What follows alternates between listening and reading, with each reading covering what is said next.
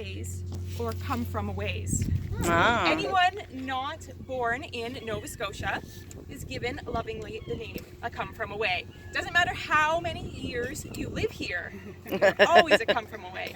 So I've been here 8 years now. I'm not originally from the Maritimes, I'm from Ontario, but a job brought me out here and I fell in love with Yarmouth, and it made me really want to learn more about the area. That's why I started researching the town and learning all sorts of new things. But I'm going to tell you a story about some CFAs. We're going back to 1810. So this is a story from my Eerie and Ominous tour, which of course is my favorite tour. In 1810, Rebecca and Randall MacDonald moved to Yarmouth from Scotland. And they fell so in love with the town that after a year, Randall MacDonald commissioned a 200-ton brig be built. He had this dream of making his fortune from trade at sea, and he named his vessel the Yarmouth. Now, he named himself captain, and he rounded up this crew of 9 men, and he set sail for the British West Indies. But it wasn't the smartest idea to name himself captain. You see, Randall MacDonald had never sailed a day in his life before, so we know how this story is going to go. And it was quite disrespectful to other ship captains who had worked their way up to that status. He also made another rookie mistake. He brought his wife on board his travels, and everybody knows, at least in 1810, you didn't bring women on board journeys like this, especially the maiden voyage. And if you did bring a woman on board, you brought a woman who would service the whole crew, not just the captain. So Randall MacDonald, some rookie mistakes, but he traveled down to the British West Indies and he made it to Antigua. And we know that because Randall MacDonald sent a letter back with a returning ship to the Yarmouth port, and it said they'd had a good crossing, they were down in the British West Indies with salt fish and lumber to trade, and after a few weeks they'd be heading back for their home port. But that was the last correspondence anyone had with Captain MacDonald or any of the crew of the Yarmouth vessel. And of course, the ship didn't return. Now, locals held out hope, those who had really come to know the MacDonalds, that perhaps they were just behind schedule. But as weeks and weeks went by, the hope started to fade, and it was assumed the Yarmouth and the crew had been lost at sea. Now, 1 year later, in 1812, right around the time that the Yarmouth vessel should have returned the previous year, the night watchman here at this wharf reported a strange ship blowing in. With full sails, it came into the harbor, but there was no wind that night. It blew in, and just short of where the ferry sits today, it stopped dead in its tracks. Those sails furled up, and the watchman heard the distinct sound of the anchor and the splash into the water. And there he watched as slowly in the current the ship started to turn, and the bow pointed out of the harbor, and he could read the name that was written on the stern. And of course, it said, the Yarmouth.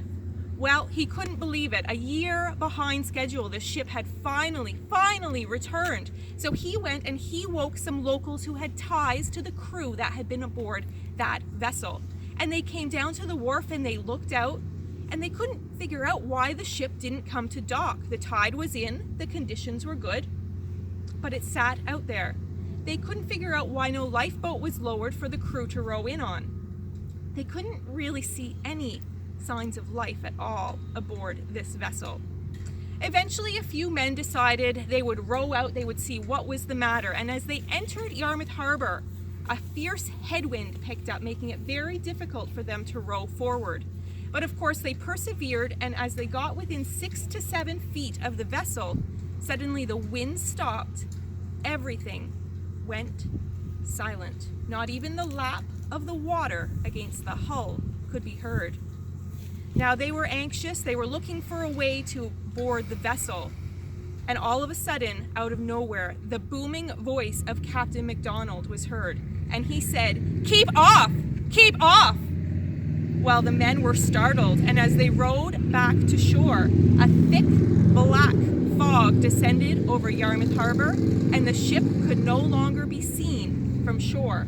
Now the watchman assured the men that he would keep a strict eye on the very spot that ship had been anchored, and surely he would hear if that anchor was raised. But when morning came and the fog burnt off, the ship was gone. Now this caused quite a stir in the town of Yarmouth. The locals who were down at this wharf weren't ones known to just make up stories like this, but those who weren't called here were skeptical to believe. Until 1 year later, in 1813, a different watchman was on duty, and he reported the same events transpiring. Full sails the ship came in, but this time no one dared to row out to greet it. They'd heard the warnings from the year before.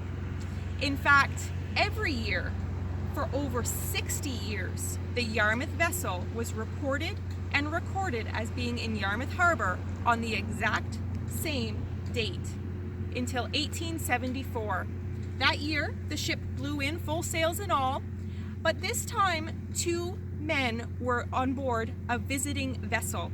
They were spending the night in the harbor, and they hadn't heard the warnings about this ship. They hadn't heard the stories. And as they looked out and didn't see anyone aboard the vessel, they decided it would be neighborly for them to row over to see what was the matter. As they got again into the harbor, the fierce headwind picked up, and they got within 6 to 7 feet, and everything went silent. But this time they took a moment and they called out a greeting to that vessel. They called out, "Brig ahoy! Brig ahoy!" Well, they didn't get an answer, but as they moved forward, that ship, it started to glow, and it got brighter and brighter and brighter, and it vanished like vapor. 1874 was the last year the Yarmouth vessel was reported and recorded as being in Yarmouth Harbor. Now, locals like to speculate why it stopped coming, why that year. Well, what changed? The assumption is that all Randall and Rebecca McDonald wanted was some greeting, some acknowledgement that they had finally returned to this town that after just 1 year they'd fallen in love with. And it took 2 come from a ways to give them that greeting for them to finally rest at sea. That's a nice story. Kind of freaky, but very nice story. Good ending.